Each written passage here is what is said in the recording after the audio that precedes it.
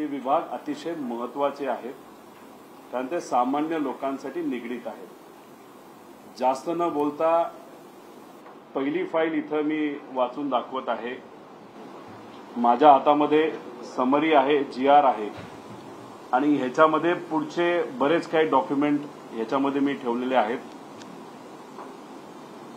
पहिली फाईल ही दूध घोटाळा, पण आश्रम शाळेमध्ये जो दूध घोटाळा झाला त्याच्याबद्दल मी बोलणार आहे।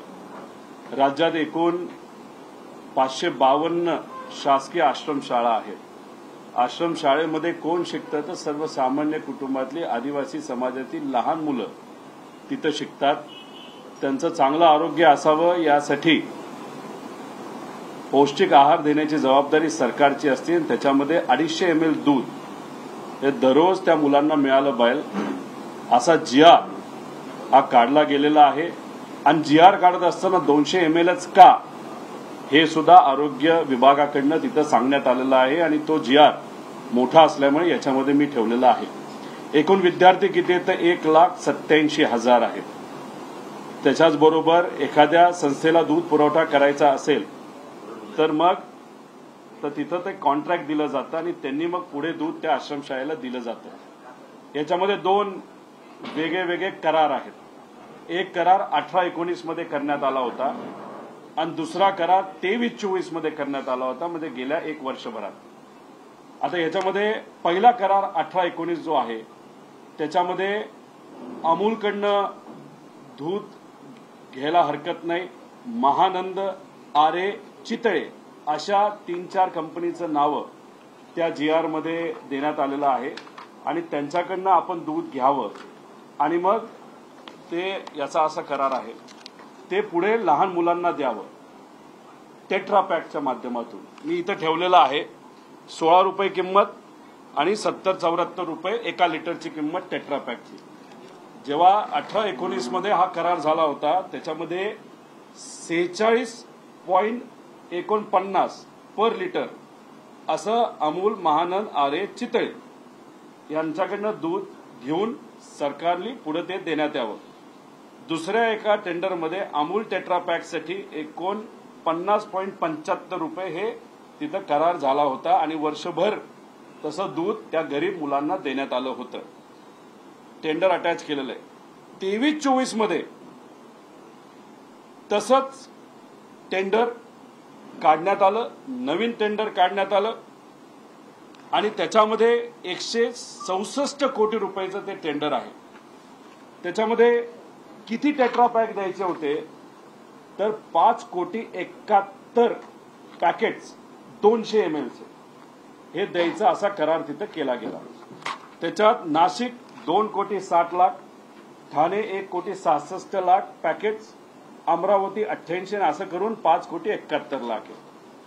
आता ह्याच्यामध्ये सहज आपल्याला मी विचारलं तर आज शेतकऱ्याकडनं दूध किती रुपयाला घेतलं जातं तर एखादी चांगली कंपनी असेल, चांगल्या क्वालिटीचं दूध आजच्या काळामध्ये 30 रुपयाला घेतलं जातं आणि मग त्याच्यामध्ये क्वालिटीमध्ये काही फरक असेल तर रेट 24 पासून ते 30-31 पर्यंत आहेत। आता आमच्या सगळ्यांची अपेक्षा होती की शेतकऱ्याला 5 रुपये बिना अटी देण्यात यावे, यासाठी आम्ही लढलो, भांडल्यानंतर मग अटी काढण्यात आला। अजूनपर्यंत 5 रुपयाचं अनुदान शेतकऱ्याला मिळालेलं नाही। मग 30 रुपये आजच्या मार्केटमध्ये चांगल्या दुधाची जर किंमत शेतकऱ्याला मिळत असेल तर सहज याचा अभ्यास केला या नवीन कराराचा 23-24 मध्ये जो दिला गेला त्याच्यामध्ये किती रुपयाला दूध या टेंडरमध्ये दिलं गेलं याचा अंदाज जर घेतला तर ते 146 रुपये पर लिटर असं हे दूध देण्यात आलेलं आहे। पूर्वीचा करार 49चा होता, आता 146। पण ठीक आहे, आमची अपेक्षा आहे की जर शेतकऱ्याला 146 मिळत असेल नाही तर खर्च जाऊन 100 रुपयाला मिळत असेल तर काही हरकत नाही। आता ह्याच्यामध्ये कदाचित 146 रुपयाली या देशातले सगळ्यात श्रीमंत अंबानी कुटुंब असेल, अडाणी कुटुंब असेल, हे सुद्धा एवढं महाग दूध तिथं घेत नसावेत। आता ह्याच्यामध्ये एक टेट्रा पॅक 1 लिटरचा असेल तर साधं दूध 26 ते आणि जर UHT असेल तर 32 असं 55 रुपयाच्या आसपास त्याची किंमत आहे बल्कमध्ये द्यायचं असेल। आणि हे जे 200 ml आहे त्याची किंमत 13 रुपये 80 पैसे येते। आता ह्याच्यामध्ये जर आपण बघितलं तर या रेट प्रमाणे आपण गेलो तर हा 168 रुपयाचा जो करार राज्य सरकारने गरिबाच्या मुलांना, आदिवासी समाजाच्या मुलांना दूध देण्यासाठी जो केलाय तो 85 कोटीमध्ये बसायला पाहिजे होता, पण मग 165 कोटी आणि 85 कोटीत बसायला पाहिजे होते। तर दलाली किती रुपयाची दिली गेली तर ती 80 कोटी रुपयाची दिली गेली। आता हा करार कोणाबरोबर केला गेला तर पुणे जिल्ह्यामध्ये आंबेगाव तालुका जो आहे तिथे एक प्रायव्हेट कंपनी आहे, ती कोणाची तो तुम्ही बघा। त्या कंपनी बरोबर करार केला गेला 50% क्वांटिटीचा, आणि एक कोल्हापूर मध्ये काय नाव तालुका, पन्हाळा तालुका, तिथे कोऑपरेटिव्ह आहे, ते सुद्धा सत्तेत आहेत, त्यांना सुद्धा तिथं करार हा दिला गेला। म्हणजे आंबेगाव, पुणे जिल्हा आणि कोल्हापूरमध्ये तिथं पन्हाळा। आता ह्याच्यामध्ये जर आपण बघितलं तर आंधळ दूध दळते आणि कुत्रपीठ खाते अशी परिस्थिती आहे। आता ह्याच्यात पूर्वी करार हा महानंद बरोबर होता। आता जर सरकार बोलते की आम्हाला महानंदला प्रॉफिटमध्ये आणायचंय आणि म्हणून आम्ही एनडीटीबीला म्हणजे गुजरातला दिलं गेलंय, हा अख्खा कॉन्ट्रॅक्ट जर महानंदला दिला गेला असता तर 84 कोटी रुपयाचं प्रॉफिट फक्त महानंदला झालं असतं। पण इथं आपण जर बघितलं तर हे पूर्ण कॉन्ट्रॅक्ट हे एका प्रायव्हेट कंपनीला आणि सत्तेत असणारा एक नेता कोल्हापूरचा त्यांच्या कोऑपरेटिव्हला हे दिलं गेलं, आणि ह्याच्यात जे दूध शेतकऱ्यांकडनं 30 रुपयाला घेतलं गेलं तेच दूध गरिबाच्या पोरांना सरकारच्या माध्यमातून हे 183 रुपये पर लिटर हे दिलं गेलं, आणि ह्याच्यात 80 कोटीची दलाली ही घेण्यात आली होती। आता ही दलाली जी 80 कोटीची दिली गेली, ज्या कंपनीला दिली गेली, हा करार जो मार्च मध्ये झाला, तर मग काही लोकांचं विकासासाठी जाण्याचं हे 3 महिने आधी ठरलं होतं का, असा आमचा प्रश्न आहे।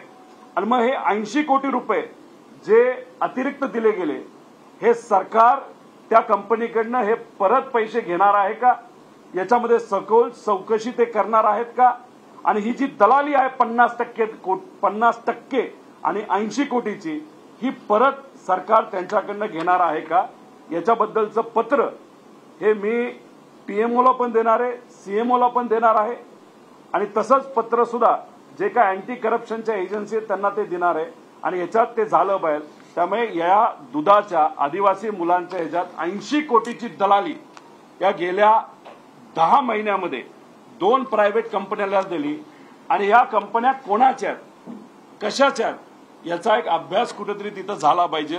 जे लोक म्हणतायत आज आम्ही सत्तेत विकासासाठी गेलो, त्या लोकांनी कुठेतरी आता शेतकऱ्याला सांगितलं पाहिजे, त्या शेतकऱ्याकडनं 30 रुपयाला तुम्ही घेता दूध आणि तेच दूध तुम्ही 143ला जर विकत असाल तर विकास हा शेतकऱ्याचा आहे का तुमच्या मित्राचा आहे का मित्राच्या कंपनीचा आहे, हे कुठेतरी आता सामान्य लोकांना सांगण्याची वेळ आलेली आहे।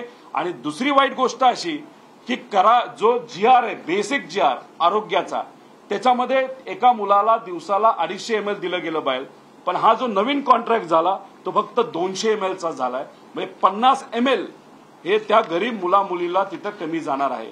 हा झाला पहिला आदिवासी दूध घोटाळा। आता ह्याच्यामध्ये मी दुसरा विषय इथं घेणार आहे, तो आहे समाज कल्याणचा। आता ह्याच्यामध्ये 25% दलालीचा मुद्दा आहे। आता सामाजिक न्याय विभागाच्या अंतर्गत मागासवर्गीय विद्यार्थ्यांना पौष्टिक आहार दिला जातो। किती वसतिगृह आहेत तर 443 आहेत, विद्यार्थी किती आहेत तर त्याच्यामध्ये 42,000 आहेत, आणि 93 शासकीय निवासी शाळा आहेत, त्याच्यामध्ये 14,000 विद्यार्थी आहेत, म्हणजे 57,000 विद्यार्थ्यांचा आरोग्याचा गरीब कुटुंबाच्या एससी समाजाच्या मुला मुलींचा हा मुद्दा आहे। इथं सुद्धा या दलाली सरकारने 25% दलाली घेतलेली आहे। ह्याच्यामध्ये सुद्धा 2 करार आहेत, 2 जीआर काढण्यात आले आहेत, टेंडर आहे, शासन निर्णय 2019-20 आहे, ज्याच्यामध्ये स्थानिक स्तरावर निविदा काढून कंत्राट दिले गेले, म्हणजे अमरावतीच्या अमरावतीला, छत्रपती संभाजीनगरचं त्यांना, पुण्याचं पुण्याला, असं डिसेंट्रलाइज पद्धतीने करार हे दिले गेले होते। तेव्हा सरासरी किती रुपये पर स्टुडंट होतं तर 4000 रुपये पर स्टुडंट होतं, पर मंथ असा कॉन्ट्रॅक्ट होता। म्हणजे उदाहरण वर्ध्याला 3451 रुपयाचा करार होता। यामध्ये दुधाचं 255 वेगळे आणि जीएसटीचे 262 वेगळे। म्हणजे तसं बघितलं तर वर्ध्यासाठी 3400 नाही तर 3000 रुपयाचा करार हा 19 आणि 20 मध्ये केला गेला होता। आता 23-24 म्हणजे सत्ता बदल झाला, काही लोक विकासासाठी गेले, काही लोकांना मंत्रीपद मिळत नव्हतं, मग कदाचित व्यक्तिगत लाभ देण्याचा प्रयत्न केला गेला आहे का असं कुठेतरी आहे, आणि नेत्यांचे लाड पुरवण्याचा प्रयत्न या सरकारने केला गेला आहे का असा विषय याच्यामध्ये आहे। 23-24 मध्ये कॉन्सेप्टच बदलला। पूर्वी डिसेंट्रलाइज होतं, तिथल्या तिथलं दिलं जात होतं, क्वालिटीवर सरकार आणि अधिकारी कंट्रोल करत होतं। इथं यांनी काय केलं तर अख्खा जीआर बदलून हे सेंट्रलाइज केलं। आणि हे किती रुपयाचं टेंडर आहे तर वर्षाला 350 कोटीचे 3 वर्षासाठी आहे। 1050 कोटी रुपयाचं हे टेंडर आहे 3 वर्षासाठी। आता ह्याच्यामध्ये नवीन टेंडरमध्ये रेट काय तर नवीन टेंडरमध्ये 5200 रुपये ते 5400 रुपये स्ट्रेट रेट आहे। जसं पूर्वी अमरावतीला वेगळं, पुण्याला वेगळं असायचं, आता तसं नसून आता इथं एकच सेंट्रलाइज रेट हा दिला गेलाय 5200 रुपये ते 5400 रुपये। आता ह्याच्यामध्ये तसं बघितलं तर जो आधीचा रेट आहे आणि जो आत्ताचा रेट आहे याच्यामध्ये 25% फरक आहे, म्हणजे 1200 ते 1400 रुपयाचा फरक आहे। पण काय वेगळं